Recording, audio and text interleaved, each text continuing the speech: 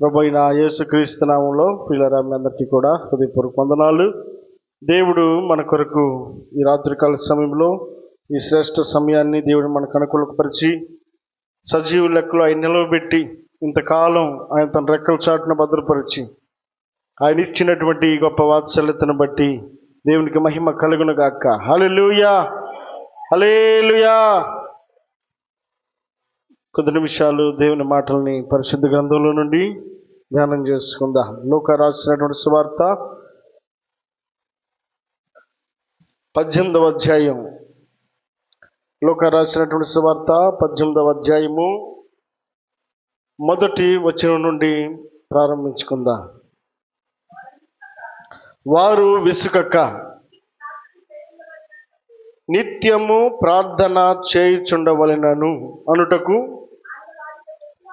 ఆయన వారితో ఈ ఉపమానము చెప్పాను. చాలండి. యేసుక్రీస్తు ప్రభుల వారు ఈ భూలోకంలో 33.5 సంవత్సర కాలంలో ఆయన జీవించినటువంటి జీవితంలో దేవుని యొక్క స్వార్థను విరివిగా అనేకుల యొద్దకు చేరుటకును అద్భుతములను ఆశ్చర్యకార్యములను అనేకుల మధ్యలో ఆయన చేయుటకును 3.5 సంవత్సర కాలము ఆయన దేవుని పని కొరకు ఉపయోగించుకొని అనేకులకు దేవుని యొక్క మాటలను ప్రకటన చేస్తూ అనేకుల మధ్యలో అద్భుతములను ఆశ్చర్యకార్యాలను చేస్తూ దేవుని యొక్క గొప్పతనమును అనేకులకు ప్రకటన చేస్తూ దేవుని యొద్దకు అనేకులను చేర్చి దేవునికి మహిమకరంగా జీవించాలని ఎంతో మందిని ఆయన పురుకొల్పినటువంటి పరిస్థితులను పరిశుద్ధ గ్రంథంలో మనం చూస్తూ ఉంటాం. ఈ రాత్రికాల సమయంలో దేవుడు మాట్లాడుతున్నటువంటి ఈ మాట, స్వయాన తన నోటితో ఆయన మాట్లాడుతున్న మాట, శిష్యులు అనబడేటువంటి వారు చాలామంది ఆయన వెంబడిస్తూ ఉన్నారు. భక్తులైనటువంటి వారు అనేకులు ఆయన వెంబడిస్తూ ఉన్నారు. దేవుని ఎరిగినటువంటి వారు అనేకులు ఆయన వెంబడిస్తూ ఉన్నారు. శిష్యులని పిలువబడుతూ ఉన్నప్పటికీ, అలాగే దేవుని యొక్క బిడ్డలని పిలువబడుతూ ఉన్నప్పటికీ చాలాసార్లు నిరుత్సాహానికి గురవుతూ ఉన్నటువంటి సందర్భాలు ఎన్నో ఉంటాయి. వేసారిపోయినటువంటి సందర్భాలు ఎన్నో ఉంటాయి. ఇంకేం చేద్దామని అనుకునేటువంటి పరిస్థితులు ఎన్నో ఉంటాయి. మన జీవితంలో ఎన్నో నిరుత్సాహకరమైనటువంటి పరిస్థితులను మనం లోనైనటువంటి పరిస్థితులు ఎన్నో మన జీవితాల్లో కూడా కనబడుతూ ఉంటాయి. శిష్యులని పిలువబడుతూ దేవుని యొక్క అడుగుజాల్లో నడుస్తున్నారు అని అనేకులకు కనబడుతూ కూడా వారి జీవితాల్లో వారు కూడా ఎన్నోసార్లు నిరుత్సాహానికి లోనైనటువంటి వారు ఎందరో ఉన్నారు. చాలాసార్లు ఆయన తన శిష్యులను ఎంతో శ్రద్ధతోటి ఆయన ప్రార్థన చేస్తూ, గెత్సెమనే తోటలో ఆయన ప్రార్థన చేస్తూ కొండ కింద వారు కూర్చొని వారు నిద్రపోతూ ఉన్నప్పుడు వారిని తట్టి లేపి మరి, ఇదిగో ఒక్క గడి అయినను నా కొరకు మేలుకొని ఉండలేరా అనని ఆ శిష్యులను పురుకొల్పినటువంటి సందర్భాలను మనం చూస్తూ ఉంటాం. అంటే దేవుడు ఆయన ఎలా నడుస్తూ ఉన్నాడో, తనతో వెంబడిస్తూ ఉన్నటువంటి శిష్యులే కావచ్చు, ప్రజలే కావచ్చు, విశ్వాసులే కావచ్చు, అనేకులు కూడా అలాగే ఉండాలని కోరుకున్నాడు. ఆయన పరిశుద్ధుడై ఉంటే ఆ శిష్యులు కూడా పరిశుద్ధులుగా ఉండాలని కోరుకున్నాడు. ఆయన అద్భుతములను చేస్తే నాకంటే గొప్ప కార్యాలు మీరు చేయాలని కోరుకున్నాడు. ఆయన ప్రార్థనా పరుడై ఉంటే శిష్యులు కూడా ప్రార్థనలో పురుకొల్పబడాలని చెప్పిన ఆయన ఎన్నోసార్లు వారిని తట్టి లేపినటువంటి పరిస్థితులు మనం చూస్తూ ఉంటాం.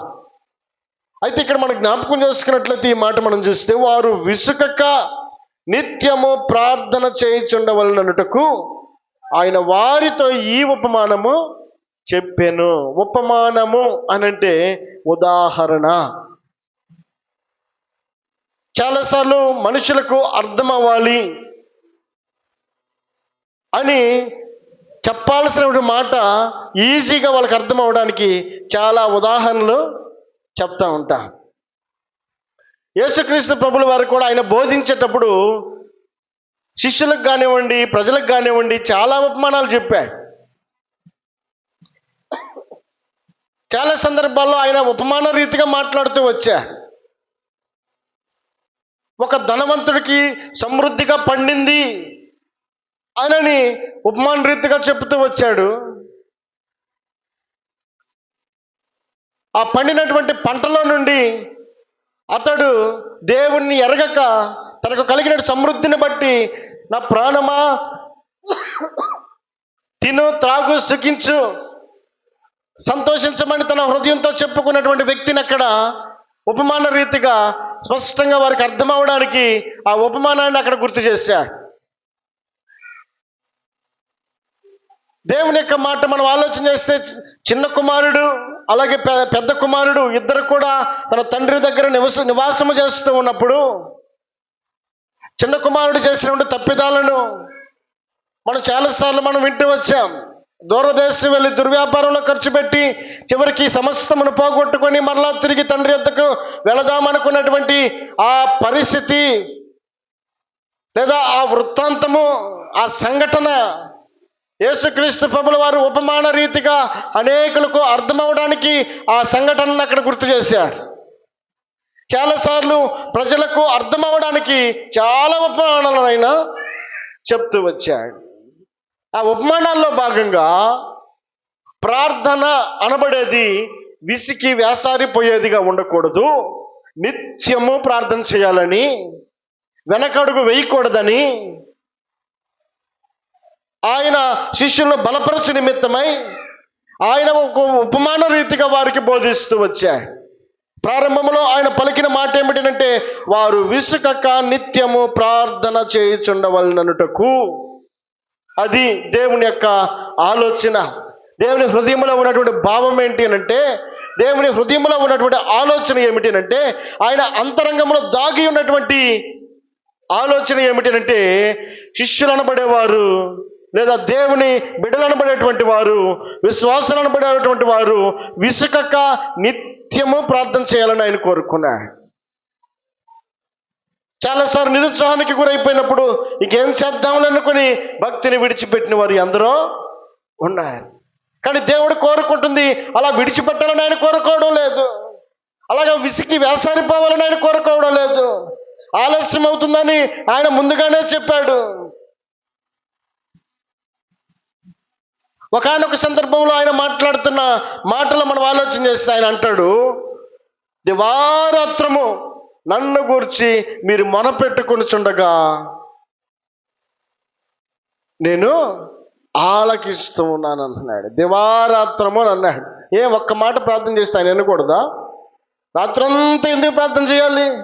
పగలంతా ఎందుకు ప్రార్థన చేయాలి? దావీదు చాలాసార్లు సంవత్సరాల తరబడి అడవుల్లో ప్రయాణం చేస్తూ దేవునికి మొరపెట్టిన సందర్భాలు ఎన్నో ఉన్నాయి.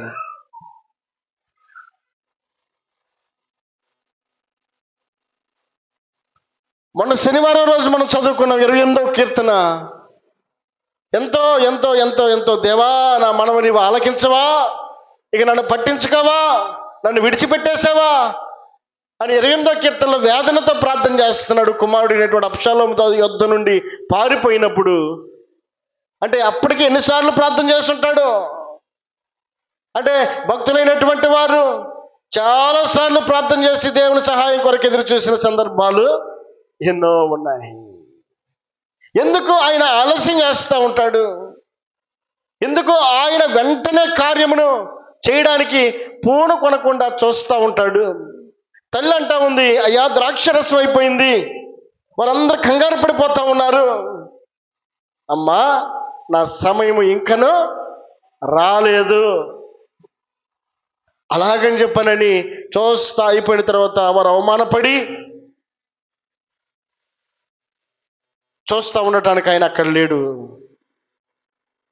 ఆయన సమయం వచ్చినప్పుడు ఆయన తప్పక నీటిని ద్రాక్ష రసముగా మార్చి మొదట తాగిన దానికంటే తర్వాత తాగినటువంటి ద్రాక్ష రసమును అనేకులు మహిమపరిచినట్లుగా మనం అక్కడ చూస్తూ ఉంటాం. దేవునికి మహిమ కలుగునుగాక. హల్లెలూయా. కనుక దేవుని వాక్యం సెలవిస్తూ ఉంది, వారు విసుకక నిత్యము ప్రార్థన చేయుచుండవలెనని అని అంటున్నాడు. ఆయన యొక్క మనస్సులో ఉన్నటువంటి ఉద్దేశం ఏంటినంటే, తన హృదయంలో ఉన్నటువంటి సత్యం ఏంటినంటే, నీవైనా నేనైనా ప్రార్థన చేస్తూ ఉన్నప్పుడు ఆయన తన కార్యమును ఆలస్యం చేస్తూ ఉండొచ్చేమో కానీ అలక్ష్యం మాత్రం చేయడు. ఆలస్యము వేరు, అలక్ష్యము వేరు. ఆలస్యం అంటే ఈరోజు కాకపోతే రేపైనా చేస్తాడు. అలక్ష్యం అంటే ఇక ఎన్నటికీ కూడా చేయడని అర్థం. ఆయన ఆలస్యం చేసే దేవుడేమో కానీ అలక్ష్యం చేసేవాడు ఎన్నటికీ కాదు. కాబట్టి ఉపమాన రీతిగా శిష్యులకు అర్థమవ్వాలని ఆయన మాట్లాడుతున్నాడు. మీరు విసుకక నిత్యము ప్రార్థన చేయాలి. మరి విసుకక నిత్యము ప్రార్థన చేయాలంటే వీరికి ఏదో ఒక ఉదాహరణ చెప్పాలి కదా, వీరిని ఏదో ఒక విధంగా పురుకొల్పాలి కదా, ఏదో ఒక విధంగా వీరిని బలపరచాలి కదా. ఇప్పుడు ఆయన మాట్లాడుతూ ఆయన అంటాడు, ఇదిగో ఒకానొక స్థలములో దేవునికి భయపడకయు మనుష్యులను లక్ష్య పెట్టకయు ఉండు ఒక న్యాయాధిపతి. ఒక పట్టణములో ఒక న్యాయాధిపతి ఉన్నాడు. ఈ న్యాయాధిపతికి ఉన్నటువంటి గుణగుణాలు ఏంటి అంటే ఇతడు దేవునికి భయపడేవాడు కాదు. ఇక దేవునికే భయపడకపోతే పక్కన మనిషికి భయపడతాడా? తనకున్నటువంటి గుణం ఏంటి అంటే దేవునికి అస్సలు భయం పడేవాడు కాదు. భయము భక్తి లేనటువంటి ఒక న్యాయాధిపతి. పేరుకు న్యాయాధిపతి అని పిలువబడుతున్నాడు కానీ తన జీవితంలో భక్తి ఏమాత్రం కూడా లేదు, భయపడే మనసు ఏమాత్రం కూడా లేదు. అంత మాత్రమే కాక ఏమంటాడు, మనుషులను లక్ష్య పెట్టేటువంటి వాడు కాదట. అయ్యో ఏ కష్టంతో వచ్చిందో, ఏ బాధతో వచ్చిందో, ఏ కన్నీటితో వచ్చిందో, ఏ సమస్యతో వచ్చిందో, ఏ కృంగిపోయినటువంటి పరిస్థితి తన జీవితంలో ఉందో అర్థం చేసుకునేటువంటి మనస్సు లేనటువంటి ఒక కఠినుడైనటువంటి న్యాయాధిపతి ఒక ప్రదేశంలో ఉన్నాడు. ఒకటి, అతనికి దేవుడంటే భయం లేదు. రెండవది, మనుషులంటే లెక్కే లేదు. ఇక ఏం న్యాయం చేయగలుగుతాడు? దేవుని భయాన్ని విడిచిపెట్టినోడు, మనుషులంటే లెక్కలేనోడు ఇక ఎలా న్యాయం చేయగలుగుతాడు? అలాగని చెప్పని సమస్యలు తన దగ్గరికి రావడం లేదా? తన సహాయం కొరకు ఎవరు రావడం లేదా?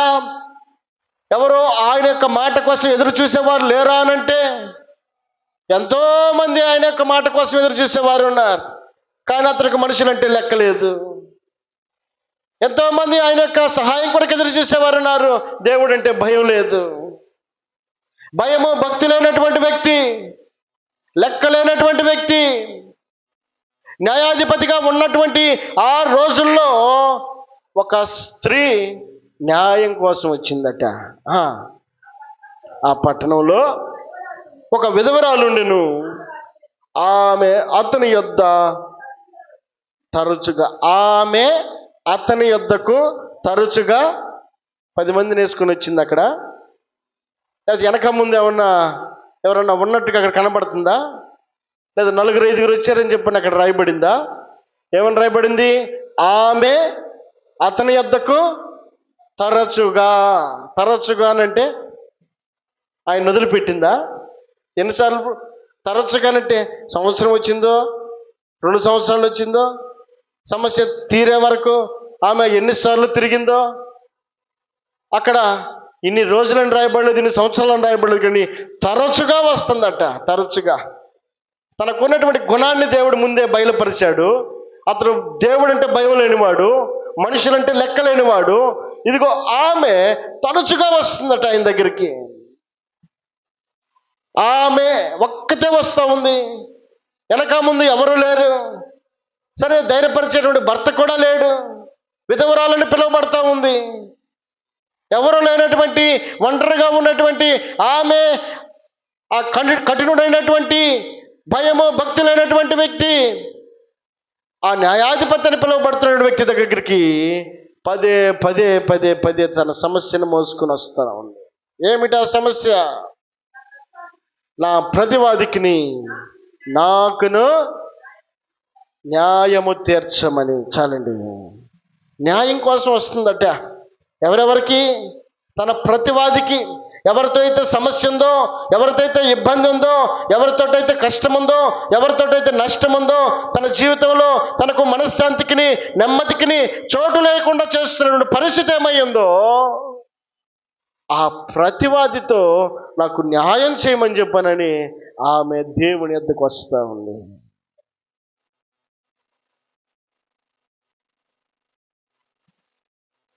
అన్యాయం కోసం ఆమె రావడం లేదు. నువ్వే ఆలోచన చేయ్యా, పరిస్థితి ఏంటో నువ్వే గమనించు.